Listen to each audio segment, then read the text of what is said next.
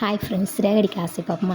சிறகடிக்க ஆசையில் என்ன நடக்குதுன்னா, மனோஜுக்கு தான் பெரிய ஆள், யார் என்ன சொன்னாலும் அவங்களுக்கு மேலே நம்ம படிச்சிருக்கோம், நம்மளுக்கு கீழே யாருமே கிடையாதுன்ற ஒரு தலக்கணமே குறைஞ்சி போச்சு.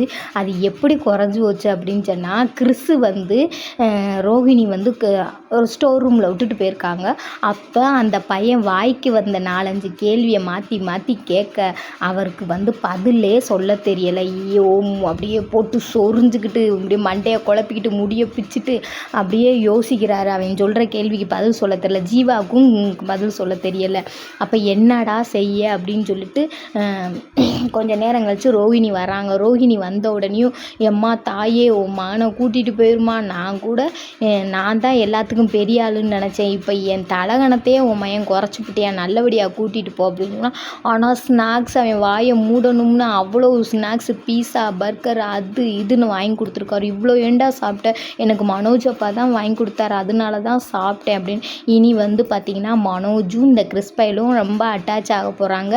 கடைசியில் ரோஹிணியும் மனோஜும் சேர்றதுக்கு இந்த கிறிஸ் ஒரு இதாக இருப்பான்னு நினைக்கிறேன். இதோட நாடகம் முடிஞ்சுச்சு.